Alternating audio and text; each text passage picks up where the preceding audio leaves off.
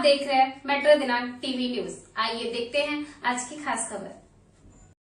Congress party के जिला के कार्याध्यक्ष राजपत यादव ने मनपा शताब्दी हॉस्पिटल के दवा रैकेट की मुख्यमंत्री और मनपा आयुक्त से किया जांच की मांग। उत्तर मुंबई कांग्रेस पार्टी के जिला के कार्याध्यक्ष राजपत यादव ने दीपावली के शुभ अवसर पर भारत देशवासियों को दीपावली की शुभेच्छा देते हुए कांदीवली मुंबई मनपा शताब्दी हॉस्पिटल में डॉक्टर और मनपा के स्वास्थ्य विभाग के अधिकारियों की मिली भगत से 2 से 2.5 लाख रुपया पगार लेने वाले डॉक्टर 8 घंटा ड्यूटी करने के बजाय 2 से 3 घंटा ड्यूटी करते हुए बुखार तक के पेशेंट को बाहर की 3 से 4 हजार की दवा लिखकर बाहर के मेडिकल स्टोर वालों से कमीशन खोरी का धंधा बड़े जोर के साथ कर रहे हैं, जिससे इस विषय पर उत्तर मुंबई जिला के कार्याध्यक्ष राजपत यादव से मेट्रो दिनांक टीवी न्यूज के पत्रकार से हुई बातचीत में उन्होंने क्या कुछ कहा, आइए हम देखते हैं मेट्रो दिनांक टीवी न्यूज पर। साहब, आपको दीपावली की सबसे पहले मैं आपको मेट्रो दिनांक परिवार तरफ से आपको बधाई देना चाहता हूं। आज जो अपनी पवित्र त्योहार है दीपावली, इसके शुभ अवसर पे आप भारत देश के रहवासियों को आप क्या संदेश देना चाहते हैं? सबसे पहले सभी लोगों को, यहाँ के सभी माताएं बहनें प्यारे बच्चे, यहाँ के रहवासी, मेरी तरफ से, मेरे पूरे परिवार की तरफ से, कांग्रेस पार्टी की तरफ से दीपावली की हार्दिक शुभेच्छा। माता लक्ष्मी आप सभी लोगों को स्वस्थ रखे, सबकी मनोकामना पूर्ण हो। और जो प्यारे बच्चे हैं जिनका पिछले 2 वर्षों से पढ़ाई में डिस्टर्बेंस था, परेशानी थी कोरोना महामारी की वजह से, उन सभी बच्चों को आशीर्वाद मिले कि अपनी पढ़ाई पूर्ण करें और आगे पढ़ें, देश का प्रगति हो। साहब, जैसा कि आप जानते हैं कि इस समय 2 वर्ष तो बहुत कोरोना काल जिस तरह से पूरे देश को झकझोर के रख दिया था, कोरोना काल का समाप्ति हुई, तो किस तरह से दीपावली का महोत्सव आप लोग मना रहे हैं? कैसी आप क्षेत्र में आप जाते हैं तो कैसा आभास होता है कि क्या नॉर्मल महंगाई है, महंगाई बढ़ी है, ऐसा आपको क्या लगता है? नहीं, आपका सवाल तो बहुत बढ़िया है। कहना ये चाहता हूँ कि जो पहले दिवाली के त्योहार पे जोश रहता था, लोगों में खुशी रहती थी, त्योहार मनाना है, धर्म है, मानने वाले लोग हैं, साल में एक बार आता है, माता लक्ष्मी का पूजा करना है, लेकिन वो जोश और उमंग नहीं है। चाहे मेरे मित्र हैं काफी, चाहे कपड़ा व्यापारी हो, चाहे मिठाई वाले हो, चाहे ज्वेलर्स हो, धनतेरस का त्योहार भी अभी बीता 2 दिन पहले मेरी काफी लोगों से बात हुई। सभी लोगों का एक ही कहना है कि जो पहले जैसे जितना धंधा होता था, रिकवरी होती थी, वो धंधा रिकवरी नहीं है। मिठाई वालों का भी वही तकलीफ है, कपड़े वालों का भी वही तकलीफ है, क्योंकि महंगाई अपने आप इतना चरम सीमा पे है कि जो काम आज के 3 साल 4 साल पहले या 5 साल पहले या 2014 के पहले 100 रुपए में हो जाता था, उसके लिए आज 250 से 300 रुपए खर्च करना पड़ता है। हर चीज, चाहे बेसन हो, चाहे शक्कर हो, चाहे घी हो, चाहे तेल हो, चाहे कपड़ा हो, चाहे जो कुछ भी आप लेने जाएंगे। विशेष करके इस दिवाली त्योहार में मिष्ठान बनते थे, कपड़े आते थे बच्चों को, हर चीज महंगाई इतना है कि महंगाई अपने चरम सीमा पर लोग खरीद नहीं कर रहे। जो महंगाई की सब महंगाई तो बढ़ी, सरकार कहती थी कि महंगाई हम कम करेंगे, बहुत हुई महंगाई की मार, नहीं चाहिए कांग्रेस सरकार, लेकिन आज कह रहे हैं कि बहुत हुई महंगाई की मार, नहीं चाहिए मोदी सरकार। आज मोदी सरकार के खिलाफ लोग बोल रहे, मोदी सरकार आएंगे कि महंगाई कम होगी। मेरा हाथ जोड़ के इस दिवाली पर्व पे सरकार से प्रार्थना है, मोदी जी से प्रार्थना, हमारे आदरणीय प्रधानमंत्री जी से प्रार्थना है कि आप इस महंगाई को कम करिए। साथ ही साथ वित्त मंत्री आदरणीय निर्मला सीतारमण जी से अनुरोध है। क्या कहती थी कि डॉलर मजबूत हुआ है, रुपया गिरा नहीं है। डॉलर मजबूत हुआ, इसका मतलब कैसे है? आप ऐसे कैसे बोल सकती कि डॉलर मजबूत हुआ? डॉलर मजबूत हुआ तो रुपया गिरा है। एक समय $1 63 रुपए में मिल रहा था, आज 83 के पार हो चुका है। आपसे जो 2014 के पहले 63-65 का था, करीब 9 साल के अंदर अब 83 के पार चला गया है। तो आप उसने पेट्रोल जो चीज कम था आज पेट्रोल 100 के पार है, डीजल 95-96 रुपया है। सीएनजी गैस ये 2022 चल रहा है, 2021 में जून जुलाई में 49 रुपया किलो था। आज मुंबई शहर में 46 रुपया किलो सीएनजी गैस है। तो जो रिक्शा वाले टैक्सी वाले भाई 2 पैसा ज्यादा लगाते थे, वो अपना घर बार चलाते थे, आज वो सब नहीं कर पा रहे।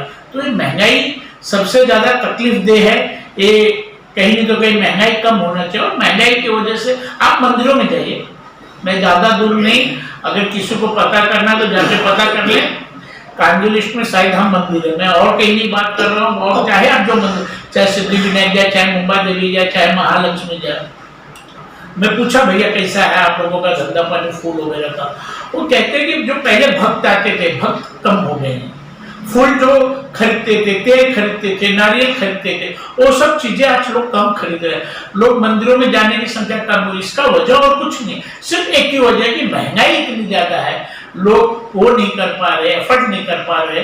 तो मेरा एक ही विनती है कि आप महंगाई पे कम करने पे कितना कम कर सकते कम कर सकते। साहब, मोदी सरकार ने गरीबी की में रेखा में रहने वाले को आज राशन देखो कई महीना और ज्यादा बढ़ा दिया है और फ्री में देने का काम किया है, तो इस पे क्या कहना है? नहीं, राशन आप फ्री में दे रहे हैं, राशन से काम नहीं होगा ना। दाल चावल गेहूं से तो काम नहीं होगा, उसके साथ तेल लगेगा, सब्जी लगेगा, मसाला लगेगा।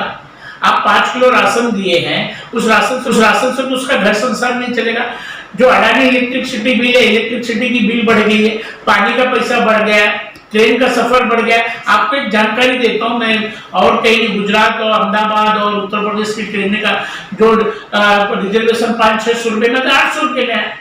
पूरे लॉकडाउन के अंदर स्पेशल ट्रेन करके वही ट्रेन उसी टाइम पे जाती थी, 600 का टिकट 850 रुपए में टिकट बेचे स्लीपर क्लास का। तो महंगाई ज्यादा है ना, तो फ्री में राशन देने से उतना ही नहीं है ना। दूध है, तेल है, नमक है, मसाला है, कपड़ा है, बच्चों की फीस है, मेडिसिन महंगी हो गई है, तो लोगों को आज तो तकलीफ है ना।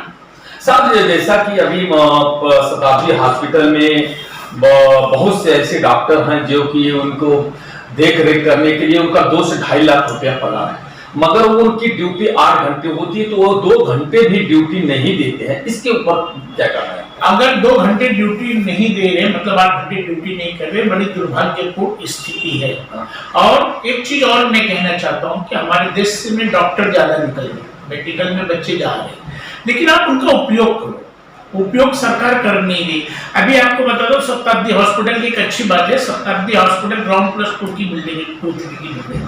शताब्दी हॉस्पिटल में जाए तो बहुत बड़ा प्रीमाइसेस है। एक कूपर हॉस्पिटल पिछले कई वर्षों से बन रहा है, सॉरी भगवती हॉस्पिटल पिछले कई वर्षों से बन रहा है, सिर्फ ओपीडी चालू है, वहां कूपर है, बीच में कोई बड़ा हॉस्पिटल। शताब्दी हॉस्पिटल को चाहे तो मल्टी स्टोरेज बिल्डिंग बना करके हर सुविधा दे सकते, लेकिन सरकार पिछले कई वर्षों से जो वर्तमान सरकार है, महानगर पालिका में शिवसेना के साथ मिलकर के कॉर्पोरेशन में करीब 30 से 32 साल रही है, ये कहीं न कहीं इनको दुर्लक्ष्य करने का काम किए। बात तो बड़ी बड़ी करती है सरकार, लेकिन अगर उस पर टाइम पे ध्यान दिए होते, आज मरीज बड़े चाहे किम में जाए, चाहे नायर में जाइए, चाहे साइन हॉस्पिटल में जाइए, पैसे में पेशेंट सुलाते क्योंकि बेड उपलब्ध नहीं है। आज इतनी भयंकर, अगर ध्यान दिए होते, जो आपके पास जगह उसको डेवलप किए होते, तो आज ये परिस्थिति नहीं होती। और इसके लिए सरकार कहीं तो कहीं पूरी तरीके से जैसा कि आपको मैं बताना, कई वर्ष पहले बहुत बड़ा मुद्दा उठाया था उन्होंने और जांच की बात की थी, उस समय कुछ सुधार हुआ था,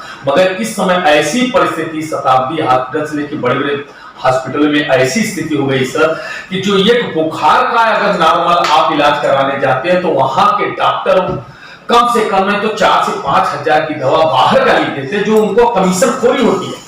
और वो जो डॉक्टर जो 2 से 2.5 लाख रुपया गवर्नमेंट उनको पगार देती है, वो केवल आकर के वहां से चले जाते हैं। और जो प्राइवेट उन्होंने हॉस्पिटल खोला है उसमें रिसर्च करते हैं, वहां पे जाते हैं प्राइवेट हॉस्पिटल में जाकर के इलाज कराने। इसका पूरा जिम्मेदार किसको मानते हैं? मैं एकदम सही है कि आज जनता जी नगर सेविका थी, हेल्थ कमेटी की मेंबर थी, इन्होंने जो मेडिकल स्टोर था, तो मेडिकल स्टोर जो था कई कोने कोपचे में डाल देते थे, बोर्ड वगैरह नहीं लगाते थे, कोने में रख देते तो लोगों को जानकारी नहीं होती। फिर वहाँ डॉक्टर या जो वार्ड बॉय होता था या सिस्टर होती थी तो बताते थे सामने आप मेडिकल स्टोर पे जाइए, वहां से दवा। आप जितने बड़े हॉस्पिटल हैं सबके सामने जाइए तो लैब खुले हैं, मेडिकल स्टोर खोले, जब महानगर पालिका पूरी दवा दे रही, इनकी जरूरत क्या है?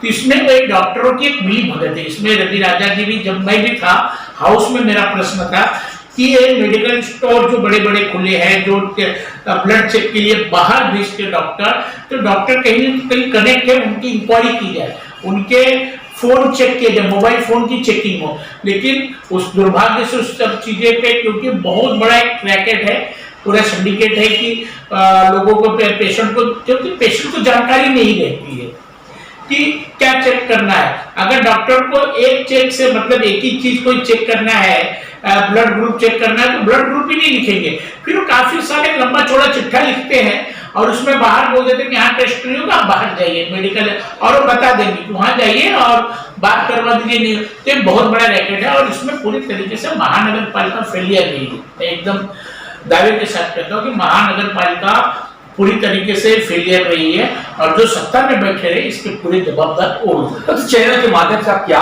मांग करना चाहते हैं शासन प्रशासन के जो लोग बैठे? मैं आपके चैनल के माध्यम से माननीय कमिश्नर साहब, माननीय मुख्यमंत्री साहब से कहना चाहता हूं कि जितने हॉस्पिटल हैं, आपको पता होना चाहिए, आपके पास रिकॉर्ड है कि परसेंटेज पेशेंट का बढ़ रहा है। कोरोना महामारी के बाद और पेशेंट बढ़ रहे, तो जितने हॉस्पिटल हैं सबको डेवलप किया जाए, और जो सामने मेडिकल स्टोर है और जो सामने लैब है वो किससे है, किसके कनेक्टेड, इसकी इंक्वायरी की जाए। और जो दवा की लिस्ट है वो गेट पे या वार्ड के बाहर उसको डिस्प्ले लगाया जाए कि ये दवा महानगर पालिका की तरफ से मिलेगा, ये टेस्ट महानगर पालिका करेगी। और वो इंग्लिश में नहीं, उसको द्विभाषी, इंग्लिश के साथ साथ मराठी में बोर्ड लगाया जाए, जिससे आम आदमी भी उस चीज को पढ़े समझे, ऐसी मेरी मांग है। और पूरी दवा महानगर पालिका अपने तरफ से सुविधा करके दे, क्योंकि मैं कहना चाहता हूँ, आप ब्यूटिफिकेशन के नाम पे करोड़ों रुपया खर्च करते हैं। एक सर्कल के पास डिवाइडर को कलर करेंगे, लाइट करेंगे, अभी लोखंडवाला की बात करता हूँ, जहां डिवाइडर लगाने की जरूरत नहीं था आप डिवाइडर लगाए, ट्रैफिक की समस्या, उस पर करोड़ों रुपया खर्च करते हैं। तो जब सर सलामत तो पगड़ी 1000 मिलेगी। लोगों को अगर अच्छी आप सुविधा देंगे, स्वास्थ्य की मेडिकल की सुविधा अच्छी देंगे, लोग आपका भी गुणगान करेंगे। और साथ ही साथ दिवाली है, तो मैं कहना चाहता हूँ, कहीं ना तो कहीं अगर हम मानते हैं भगवान है, तो भगवान का भी आशीर्वाद मिलेगा और जो ठीक होंगे। क्योंकि आज सबसे महंगी अगर कोई चीज है तो मेडिकल की सुविधा महंगी है। सबसे बड़ी प्राइवेट हॉस्पिटल में नॉर्मल बीमारी में चले जाओ, 15-20 हजार रुपये आम बिल बन जाते, लोग एफर्ड नहीं कर पाते। तो उस पर सरकार को कहीं नहीं तो कहीं फ्री में मेडिकल सुविधा हर नागरिक को देना चाहिए। और जो राजीव गांधी जीवनदायी योजना है उसमें और सारी बीमारियों को कवर करना चाहिए, जो उसके लिमिट है फंड की उसको भी बढ़ाना चाहिए। अच्छा नेता जी, जैसे कि अभी महानगर पालिका का चुनाव 227, 236 इस तरह से बार बार फेरबदल हो रहा है, इस पर क्या कहना, क्या इसका जिम्मेदार कौन है, इसमें क्या खेल चल रहा है, इस पर आपका? ये तो एक बीजेपी का बहुत बड़ा खेल है। जब 2017 में बीजेपी सत्ता में थी तो अपने आप हिसाब से, क्योंकि अब पोल खुल गई है, 2017 में 32 से 82 जब पहुंची तो उसकी पोल खुल गई है, क्योंकि जो वार्ड का परिसीमन किया अपने हिसाब से काट छाट करके किए थे। और जब महाविकास अघाड़ी की सरकार थी, माननीय एकनाथ शिंदे साहब जब अर्बन यूडी मिनिस्टर थे, अर्बन डेवलपमेंट मिनिस्टर थे, नगर विकास मंत्री थे, तो उन्होंने 227 का 236 किया। इसके बाद कुछ लोग बीजेपी के कुछ लोग हाईकोर्ट में गए, हाईकोर्ट ने भी मान्य किया कि 236 रखा जाए। लेकिन वही अर्बन डेवलपमेंट मिनिस्टर जब सरकार से हट के मुख्यमंत्री बनते हैं, माननीय फडणवीस साहब दोनों जन मिलके उसको कैंसिल करते हैं, उसके खिलाफ कोर्ट में जाते हैं, कोर्ट में काफी दिन लटका रहता है। आदरणीय सर्वोच्च न्यायालय कहता है कि आप उच्च न्यायालय में जाइए। तो एक टाइम पास करने का एक जरिया बन रहा है। अगर 227 और 36 में क्या है, 236 है आपका बोल रहा है तो 236 पे लड़िए, वार्ड छोटा हो जाएगा और वार्ड छोटा होना चाहिए। क्योंकि अगर जनगणना अगर टाइम पे हुई होती तो 236 ही नहीं रहते, तब तो 250 के ऊपर जाता था। लेकिन इधर से उधर टाइम पास करने का एक जरिया कहीं तो कहीं बीजेपी महानगर पालिका के चुनाव में जाने से डर रही है, घबरा रही है, इसके लिए टाइम पास कर रही है। नेताजी, जिस तरह से आपके राहुल गांधी जो आपके नेता हैं, उन्होंने एक गांधी यात्रा के रूप में शुरू किया है और पूरे देश के कोने कोने में जा रहे हैं, इसका पूरा एकदम जागरण के रूप में, इसको किस नजरिया देखते हैं? और जबकि विपक्ष आपको तो पूर्ण रूप से फेल है, इतना दिन सोए थे आप जागे हैं, जगाने के लिए पूर्ण रूप से फेल है। बीजेपी वाले फेल है तो घबरा क्यों रहे हैं? बीजेपी की पूरी सोशल मीडिया, बीजेपी के सभी प्रवक्ता, आप सामाजिक जीवन में ले लीजिए, जब आदमी कमजोर रहता है, कुछ नहीं कर सकता, तो उसकी कोई फिक्र नहीं करता है, डरता उसी से कि सामने वाला मजबूत है। आज राहुल गांधी जब भारत जोड़ो यात्रा कन्याकुमारी से कश्मीर तक चालू किए, रोज कुछ न कुछ बहाना करते रहे। लोगों ने अपने, कोई लेके नहीं जा रहा है, लोग अपने राजी खुशी से जब जोड़ रहे हैं कि इनकी नींद उड़ गई है। इस देश में सभी धर्म, सभी जात, सभी बिरादरी, सभी प्रांत, समान विचारधारा वालों से ही देश चलेगा। और जो कहते हैं कि 70 साल में क्या हुआ है, कि मैं ये कहना चाहता हूं कि गांव में जब देश आजाद हुआ था, गांव में जो साक्षरता, पढ़े लिखों की आबादी थी, गांव में एक पढ़े लिखे थे, साइकिल नहीं थे, बैलगाड़ी से चलते थे।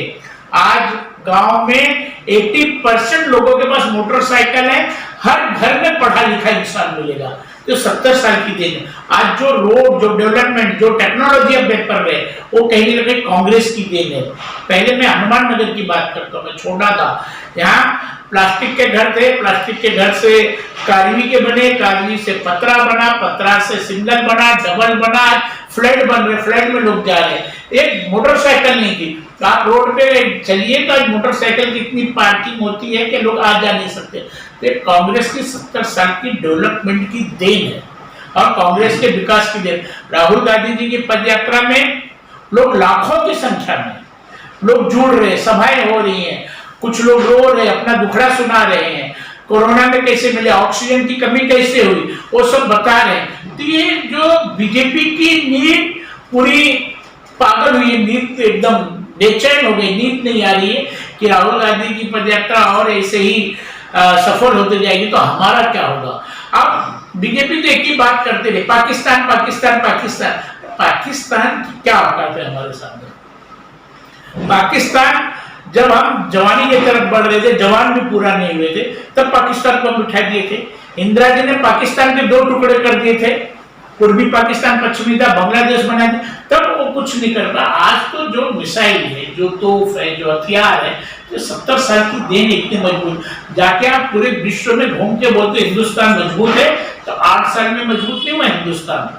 कोई बच्चा 8 साल में जवान नहीं होता है, कोई बच्चा 8 साल में डिग्री नहीं लेता है। अगर वो पढ़ा रहता है तब जाके उसको डिग्री मिलती है, तब वो जवान होता है। और जब न्यू मजबूत है तो बिल्डिंग भी मजबूत होती है। तो कांग्रेस की देन रही, ठीक है, लोगों को चेंजेस लगा, चेंजेस में देख रहे क्या महंगाई क्या है। अब खाली पाकिस्तान पाकिस्तान, हिंदू मुसलमान की बात करोगे तो नहीं चलेगा, आपको सबको लेके चलना पड़ेगा। मेरा एक लास्ट क्वेश्चन ये है कि जिस तरह से आप जो सबसे पवित्र पर्व माना जाता है छठ मैया का, जो कि पूरे भारत का, पूरे विश्व के कोने कोने में अभी इसका छठ मैया का पर्व बहुत तेजी से मनाया जाने लगा है। अभी जिस तरह से मुंबई में, उत्तर मुंबई में आप विशेष रूप से तैयारी के, जिसमें नेता, अभिनेता से इनके बड़े बड़े गायक को आप बुलाते हैं, उनका सम्मान करते हैं और छठ पर्व में सबको शरीक करते हैं। इस बार आपकी कैसी तैयारी, उसके बारे में छठ पूजा पिछले कई वर्षों से कर रहे, 10 साल से कर रहे। कोरोना महामारी में 2 साल में 20 में छठ पूजा करने का जो कोरोना गाइडलाइंस था उसको जिससे परमिशन नहीं मिला, लोग इस रोड पे बड़ा रोड नंबर 2 पे जगह जगह अपने घर में घमेला या जैसे हुआ टोप में रख के छठ पूजा का आयोजन किया गया। 2021 में जहां मैं पिछले कई वर्षों से करता हूँ, वहां भी परमिशन नहीं दी, दूसरी जगह हमने छठ पूजा किया। लेकिन इस बार मैं आपके चैनल के माध्यम से सभी छठ व्रतियों को सबसे पहले हार्दिक शुभेच्छा देता हूँ। छठ मैया उनकी मनोकामना पूर्ण करे। इस वर्ष जो हम महाराणा प्रताप उद्यान में पिछले 10 वर्ष से मना रहे हैं, इस वर्ष वहां पे मनाएंगे। वहां पे डॉक्टर जनता यादव जब नगर सेविका थी तब उन्होंने आर्टिफिशियल 6 पौंड छोटा और 1 बड़ा पौंड बनाया है, जिसमें गणपति विसर्जन भी होता है और वो भी छठ पूजा भी किया जाता है। तो हम पूरा 7 पौंड बड़े बड़े हैं, जिसमें हजारों लोग आके अर्घ दे सकते हैं, शाम का सूर्यास्त का और सुबह सूर्योदय का। ये पूरा बंदोबस्त किए महानगर पालिका के द्वारा से परमिशन का भी काम हो गया है, वहां पे काम शुरुआत भी कर चुके हैं पानी वगैरह भरने का, क्योंकि छठ का जो त्योहार रहता है पूरा पानी का कार्यक्रम रहता है। पानी में खड़े होकर के माताएं बहनें अर्घ देती हैं सूर्य भगवान को, और सूर्य भगवान ऐसे देवता साक्षात देवता है जो दुनिया में एकदम साक्षात दिखते हैं, और उनसे अपनी मनोकामना करते हो। भगवान हर लोगों की मनोकामना पूर्ण करने की पूरी कोशिश करते हैं।